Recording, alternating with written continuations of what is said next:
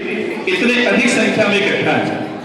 पता है कई जगह तो बच्चे इकट्ठा ही नहीं हो पाते हैं, उनको इंटरेस्ट ही नहीं आता है, उनको अच्छा ही नहीं लगता है कि हम लोग कुछ ऐसा कार्यक्रम करें। अभी आपके जिले में बहुत ऐसे स्कूल हैं जो आज 25 तारीख को क्रिसमस डे के रूप में मना रहे हैं। ठीक है, ईसाइयों का पवित्र त्योहार है, सब सेलिब्रेट करते हैं, सभी धर्म का स्वागत करते हैं, अभिनंदन करते हैं और क्रिसमस डे पे सभी को बधाई भी देते हैं। लेकिन आप बताइए जरा, क्या क्रिसमस के बारे में आपको बहुत अच्छे से पता है? क्या बहुत अच्छे से पता है? क्या वो लाल कैप और गाड़ी लगा के टहलना ये पसंद है? क्या पता है? सबको गिफ्ट देते हैं भगवान, वहां पे भी उनके ईश्वर को गिफ्ट देने जाते हैं। ऐसे ठीक अपने यहाँ भी ईश्वर हमको भी उपहार देते हैं। सबसे बड़ा उपहार कौन है? अपने तुलसी माँ। ठीक, मात्र 2 पत्ते आप प्रतिदिन खाइए, रोग प्रतिरोधक क्षमता आपकी इतनी ज्यादा होगी कि एक छोटी सी भी बीमारी आपको छूने नहीं आएगी। तो प्रतिदिन 2 पत्ते खाने ही नहीं खाने तुलसी के? सभी को खाने हैं। रोग प्रतिरोधक क्षमता बढ़ाना है ना अपना। बहुत सुंदर, ये काम हम लोग आज के दिन संकल्प लेंगे, इसे प्रतिदिन करेंगे। अगर आपको अपनी स्मरण शक्ति यानी कि याददाश्त को तेज करना है तो आप प्रतिदिन सुबह खाली पेट 2 पत्ते मात्र तुलसी के खाइए और आप देखिए कि आपकी स्मरण शक्ति जो है वो अपने आप बढ़ती चली जाएगी।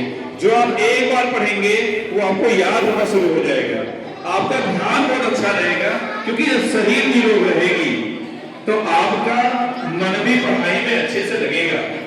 तो इतना उपयोगी पौधा है तुलसी हम सभी के लिए। अब बात आती है हम लोग पूजन क्यों करते हैं, तुलसी पूजन क्यों? आपको पता है?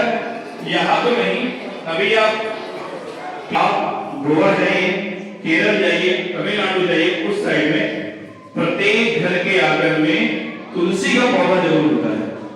मैं तो आप भ्रमण करके आया हूँ, देखा हूँ, लोगों से मिला, फिर मैं पूछा भी उनसे कि ऐसा क्यों? उन्होंने बहुत अपनी पौराणिक कथा बताई, साथ में वैज्ञानिक कारण बताया और ढेर सारा तुलसी का पौधा होता है। अब तुलसी के पौधे से क्या होता है? जितनी हवाएं घर के अंदर जाती हैं, जब तुलसी के पेड़ से टकराएंगी और उसके बाद वो हवाएं अपने आप क्लीन होती जाएंगी।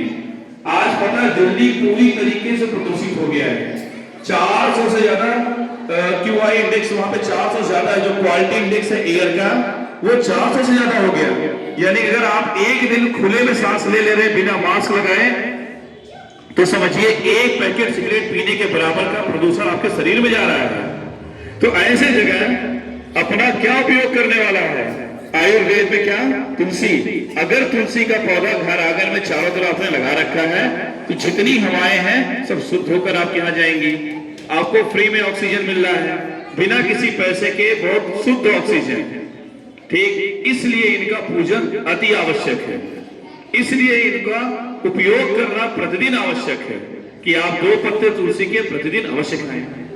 ठीक, अब चूंकि हमारे जो पूर्वज थे, जो ऋषि मुनि से हम लोग वैज्ञानिक भी कह सकते हैं, आप समझिए आयुर्वेद में इसका बहुत अच्छे से उल्लेख किया हुआ है। उन्होंने बताया यही पौधा ही नहीं, पृथ्वी पे जितने भी वनस्पतियां हैं सबका कहीं न कहीं उपयोग है, किसी न किसी रोग में काम जरूर आएंगे वो। यहाँ पे कोई एक घास का टुकड़ा भी ऐसा नहीं है कि जो हमारे उपयोग में ना आए, वो हमारे किसी न किसी रोग प्रतिरोधक के लिए काम करेंगे। वो संजीवनी भी यहीं पे है। अब तो हमारे पूर्वजों ने क्या किया कि पेड़ों की पूजा करना शुरू किया। क्यों पेड़ों की पूजा करना शुरू किया? हमको बताइए सबसे अधिक ऑक्सीजन कहां से मिलता है? पेड़ों से मिलता है, नहीं पेड़ मिलता है? यानी अगर जंगल नहीं रहे, यानी कि पेड़ नहीं रहे, जंगल नहीं रहा, तो क्या आपको ऑक्सीजन मिलने वाली है? मिलेगी ऑक्सीजन? तो बिना ऑक्सीजन के क्या मानव जीवन संभव है? क्या नहीं संभव है। इसीलिए हमारे पूर्वजों ने क्या कहा कि पेड़ों में भगवान वास करते हैं, तो अपने जीवन काल में पेड़ लगाएंगे हम, पेड़ काटेंगे नहीं। काटना किसको है? सूखे पेड़ को। हरे पेड़ को कभी नहीं काटा जाता। अपने धर्म में हरे पेड़ को अगर कोई काटता है तो उसे पाप या अपराध माना जाता है। इसलिए हमने किसका पूजा करना शुरू किया? पेड़ों की। अब बात आती नदियों की। हम लोग नदियों का पूजन क्यों करते हैं? तो बताइए, क्या आप प्यासे कितने दिन तक जीवित रह पाएंगे? एक दिन से ज्यादा जीवित रह पाएंगे क्या? अगर आपको पानी ना मिले तो आप जीवित रह पाएंगे क्या?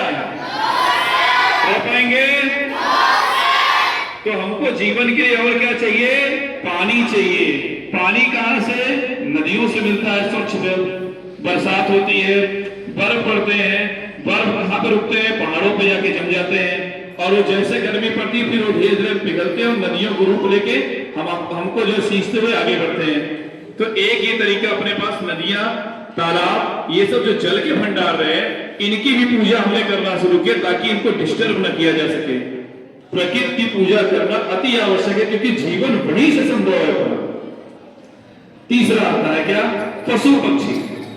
हर पशु पक्षी एक दूसरे के साथ चेन में जुड़े हुए हैं। आपको सर ने पढ़ाया होगा वायु में, एक चेन साइकिल अपने आप पूरी बनी हुई है। अगर वो डिस्टर्ब हो गई तो क्लाइमेट पूरी तरीके से, प्रकृति पूरी तरीके से डिस्टर्ब हो जाएगा। इसीलिए हम लोग अपने यहाँ पशुओं की पूजा करना शुरू किए ताकि उनका हम लोग शिकार न करेंगे, उनको मारे नहीं हम लोग।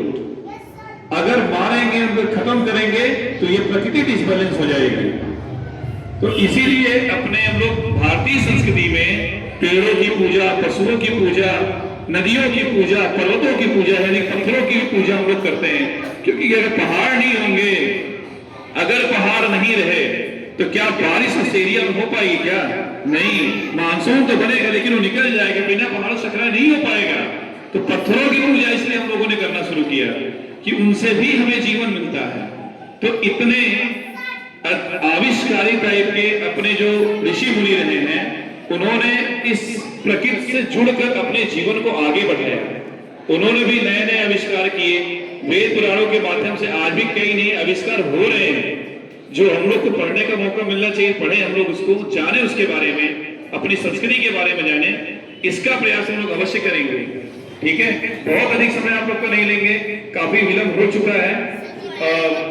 इसी के साथ आज इस विषय पर चर्चा अपनी हम लोग समाप्त करते हैं। बोलो भारत माता की। तुलसी